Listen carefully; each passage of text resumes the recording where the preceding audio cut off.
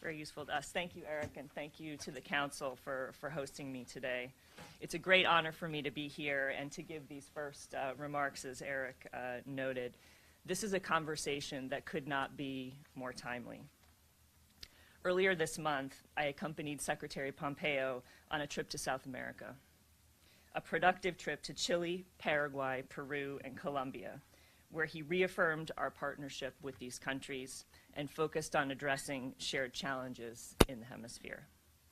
This was a historic trip for many reasons. The fifth visit to Latin America by Secretary Pompeo in under a year in the job. The first visit to Paraguay by a sitting Secretary of State since 1965. And that reflects a unique moment in South America and in U.S. relations with the region. In no other part of the world do we have the privilege of strengthening our ties with the region where the interests of our partners relate so directly to our own.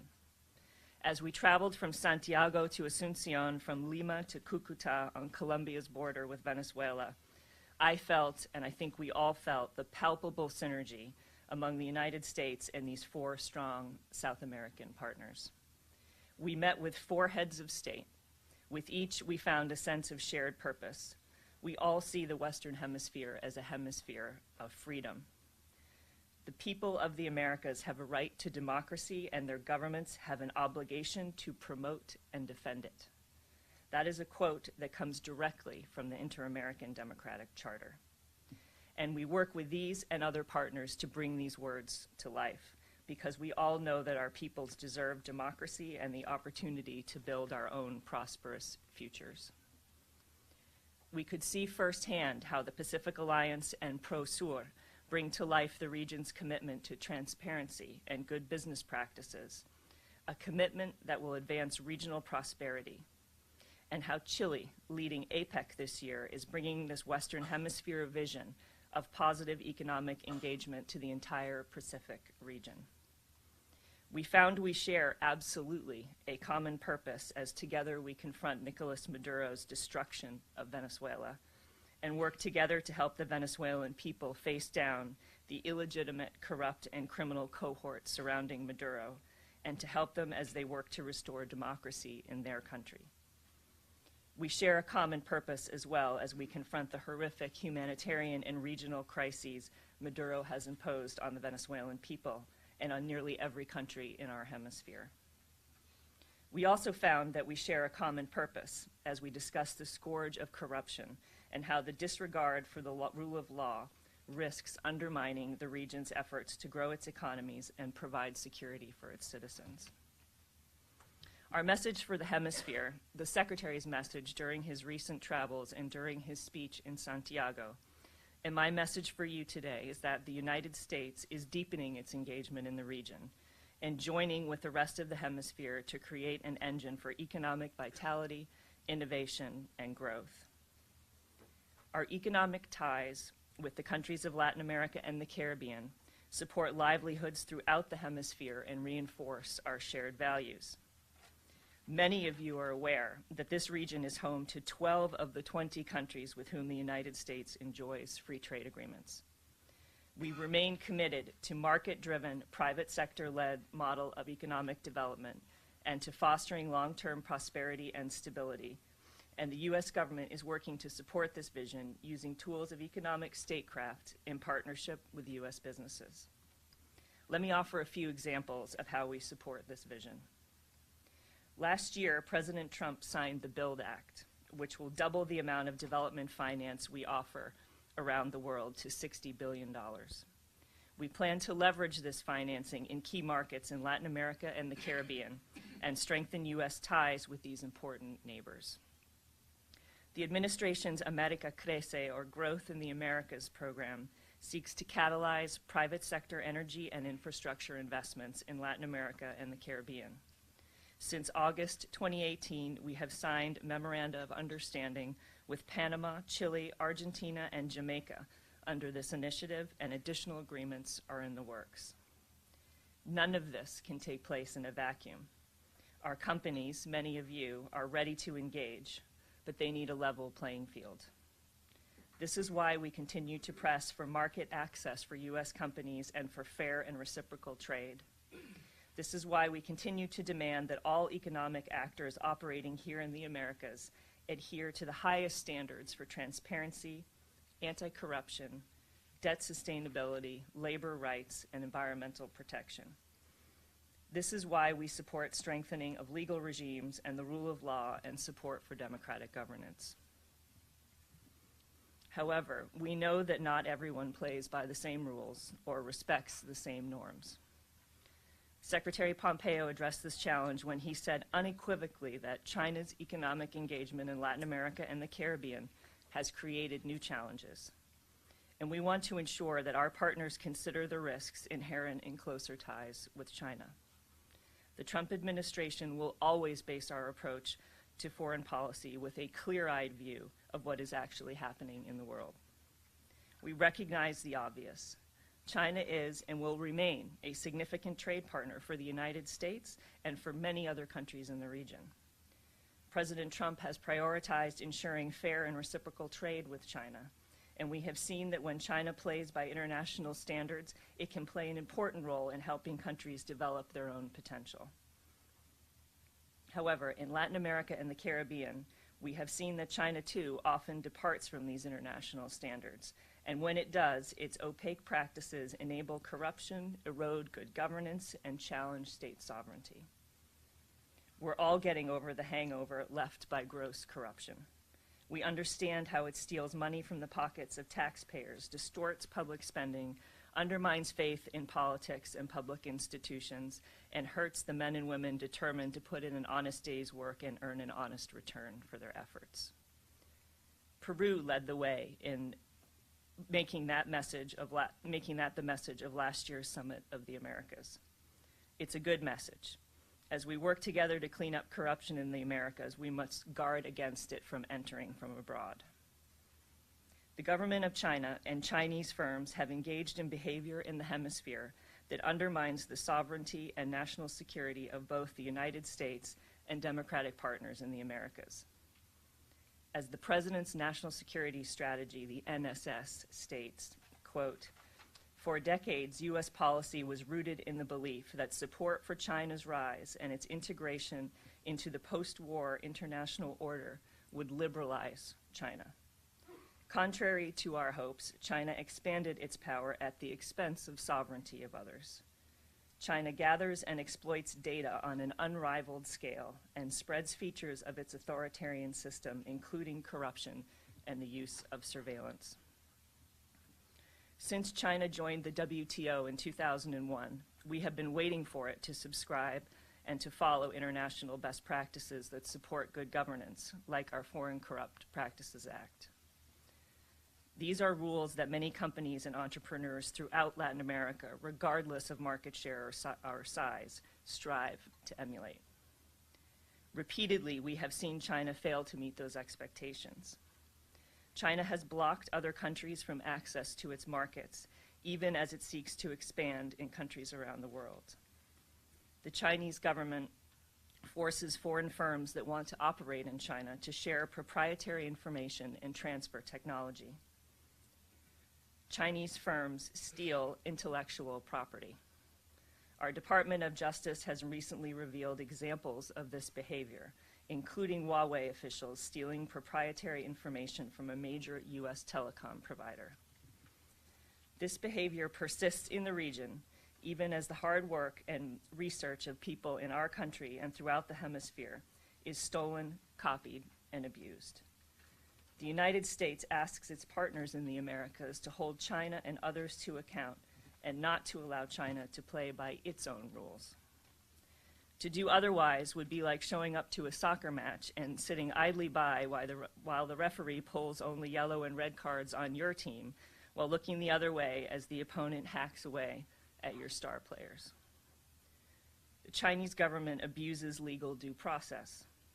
As if stealing intellectual property were not enough, when the United States attempted to hold the perpetrators of such crimes to account and issued an international warrant in the case of Ms. Meng, China reacted by making a mockery of international law and due process. After Canada detained Miss Meng on a warrant, China reacted by arbitrarily arresting 2 Canadian citizens and resentencing a third to death on drug charges. Moreover, it sought to damage Canada's economy by limiting agricultural imports, all in an effort to force Canada to release Miss Meng. The international community cannot yield to such manipulation, wherein China retaliates for legitimate law enforcement actions by arbitrarily arresting and prosecuting our citizens. It would sound like a poor movie script were it not completely true. The U.S. has promised and will ensure that Ms. Meng is given every due process and right under our laws.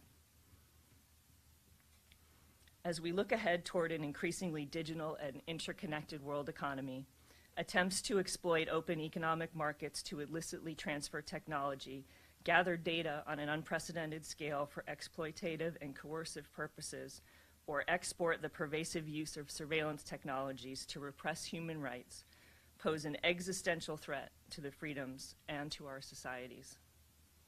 Our economies depend on connectivity and high-speed internet and the unparalleled processing of vast volumes of data. And with this digital economy, the administration has taken a very close look at the next generation of technology with a focus on national security. Given the transformational nature of 5G technology, procurement and deployment decisions made now will have a generational impact on national security, on our economies, and on our societies. As such, we encourage partners in this hemisphere and globally not to commit to any one system or vendor until they are able to compare and contrast available technologies and fully factor security and national security into procurement decisions. The United States seeks to promote a global 5G ecosystem that supports our shared interests and values, and our administration is not alone in this approach. Australia, New Zealand, Japan, and the Czech Republic have incorporated national security concerns when developing regulations to safeguard the integrity of their telecommunications networks and critical infrastructure. Our close ally, Canada, is conducting a robust 5G security review. I am aware that several of our partners in Latin America are also considering implementing similar regulations or review processes into their procurement and foreign direct investment screening practices as well. We applaud that effort, and the United States stands ready to assist. China's view of government control over networks and information flows is vastly different from the open democratic traditions of the United States and most countries in the Western Hemisphere, including the promotion and defense of free speech and human rights. We have significant concerns over the intimate relationship between China's intelligence services and its businesses. When we look at China's national intelligence law, it provides that, quote, any organization or citizen shall support, assist, and cooperate with state intelligence work in accordance with the law and maintain the secrecy of all knowledge of national intelligence work, unquote. Let me reiterate this point. China's national intelligence law compels any Chinese company to cooperate with China's intelligence service, with none of the checks and balances that countries like ours have: independent courts, opposition parties, free press. This means that any data transiting through China or processed by a Chinese company is potentially available to the Chinese government by law, with total secrecy and no legal limitations on its collection or subsequent use. Citizens living in democracies in the Western Hemisphere could potentially have their entire digital identity under the control and surveillance of an authoritarian government. For example, as cities purchase closed-circuit television systems and surveillance tools to enhance transportation and security, like through China's Smart Cities initiative, that information is potentially available to the Chinese government. Other governments relying on those same technologies with so many strings attached need to rethink whether they want Chinese firms, and indeed the Chinese government, to replicate some of those same practices, and in so doing, erode protection of human rights in the hemisphere and cede national sovereignty. In contrast to China's systematic manipulation of data and internet traffic for state purposes, the United States supports and defends the multi-stakeholder model of internet governance against attempts by any nation to develop state-centric governance models. Similarly, development finance should not result in unsustainable debt. Beijing uses debt diplomacy to create dependencies, which may seem negligible today, but will eventually constitute very real leverage over governments and societies and pose a challenge to state sovereignty. We have seen in other regions of the world China launching initiatives aimed to create alternatives to Western models of development and governance. In the Western Hemisphere, we expect and we should demand that infrastructure development projects feature transparent procurement processes, uphold environmental and social safeguards, and foster inclusive growth in line with the high standards of international financial institutions. As a hemisphere of predominantly open economies and private sector-driven free enterprise, it's important to remember that China does not operate that way. The government outright owns many of China's largest companies and investment groups. Even many private Chinese firms generally align with state priorities because they are required to comply with national industrial policies and laws that have incentives to pursue state-articulated industrial policy objectives. The government of China and Chinese companies simply operate by fundamentally different norms and ideology than do the Americas. When a U.S. company shows up overseas, governments know that the Foreign Corrupt Practices Act binds them. They are not showing up with bags of cash and false promises of massive infrastructure projects delivered on the cheap. Our courts would hold violators accountable for such actions. We have strong institutions, strong referees, and civil society that holds officials and the private sector accountable. Chinese firms, quite simply, do not adhere to the same standard. You saw this quite clearly in the Coca-Cola Sinclair Dam in the jungles of Ecuador. Built by a Chinese state-owned company, the dam was supposed to solve Ecuador's energy needs. The dam now runs at half capacity. The project included Chinese government loans. China also received 80% of Ecuador's oil at a discount and then resold that oil at a profit.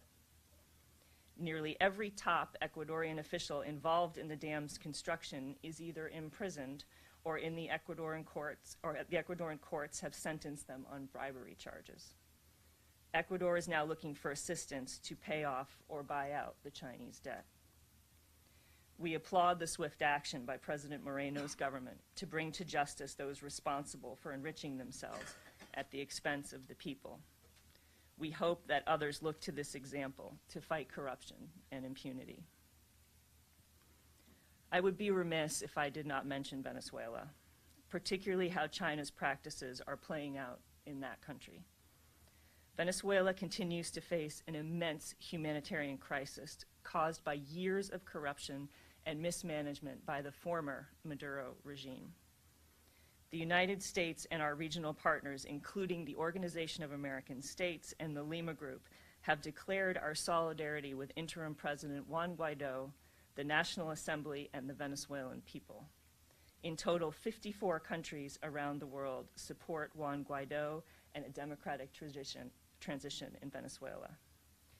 And yet, China continues to prop up Nicolas Maduro, despite his complete failure to secure the welfare of the Venezuelan people.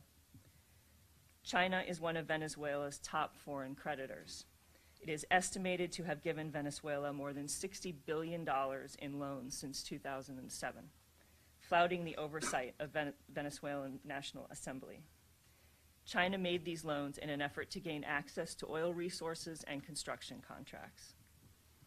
Venezuela has been forced to repay much of this lending in the form of in-kind shipments of oil, further exacerbating its production crisis and constraining the resources available for helping the Venezuelan people get out of the current government-made economic catastrophe. Chinese firms are supporting Maduro in other subtly pernicious ways. According to media reports, Chinese telecom giant ZTE helped the Maduro regime build a database, and create a mobile payment system for use as a voter identification card. The Fatherland card has become a tool for Maduro to monitor citizens and allocate scarce resources to his loyalists. The Fatherland card illustrates how China exports technological know-how that can help authoritarian governments track, reward, and punish citizens through a system of digital surveillance. The use of a sole identity card in Venezuela as a tool of control and repression is similar to the Communist Party's worsening crackdown on ethnic and religious minorities, including the Uyghurs, in Xinjiang province, China. Since April 2017, 1 million Muslims and ethnic minorities have been detained in internment camps. The Communist Party has exhibited extreme hostility to all religious faiths since its founding. We have received reports of deaths and allegations of torture from within these camps. With China's ubiquitous and arbitrary use of intrusive high-tech surveillance, collection of biometric data, and increased numbers of embedded security personnel in the region, the Communist Party has turned Xinjiang into a police state. We will continue to call attention to and demand accountability for those who commit human rights violations. While touting non-intervention, China has hypocritically intervened by supporting corrupt business practices and cronyism in Venezuela, precipitating and prolonging the suffering of the Venezuelan people. Even as the Venezuelan people demand change, even as the Lima Group condemns Chinese interference in Venezuela, China stands by Maduro and his brutal gang of thugs. Chinese lending has helped destroy what was once one of the region's greatest economic successes. This should serve as a powerful lesson to us all of the corrosive power of China's so-called unconditional lending. To conclude, I would like to emphasize that not every Chinese investment project is malign or comes at the expense of sovereignty. If Chinese companies operate on a level playing field with foreign companies within China internationally in ways where they play by the rules, respect environmental and labor standards, avoid predatory loans, and breed more, not less, stability, we, and I think the Americas, would welcome fair competition with China. A mere promise of high-quality development won't cut it when China's track record is so poor. I want to end today with a positive example of how the region is coming together to advance shared goals for economic prosperity and good governance, of how the Americas have signaled that this region will set its own rules and drive its own future. Last month, there were two important votes at the Inter-American Development Bank. One to recognize Venezuela's Juan Guaido administration representative, and one to insist that that representative have the right to participate freely in the annual meeting. We saw regional and international partners step up to support international democratic norms and the participation of Guaido's representative. Instead of working in consensus with IDB members, China refused to recognize Guaido's representative. In response, the region came together and canceled the annual Board of Governors meeting of the Inter-American Development Bank that was scheduled to take place in Chengdu, China. Thankfully, we will hold the next IDB meeting in the Western Hemisphere in Guayaquil, Ecuador this summer. We support these efforts by our partners in the Hemisphere to look after their long-term economic interests. Every government in the region has the right to make decisions about their own economic prosperity as sovereign nations, and they have decisions to make about the investment climates they seek to foster and the strength they wish to instill in their democratic institutions. Those decisions are theirs to make without malign foreign interference. Our positive vision is to forge and strengthen partnerships that build our shared values and common goals, making our region more prosperous, more secure, and more democratic. We can and must harness this positive momentum to grow our economies and face regional and global challenges together. Thank you.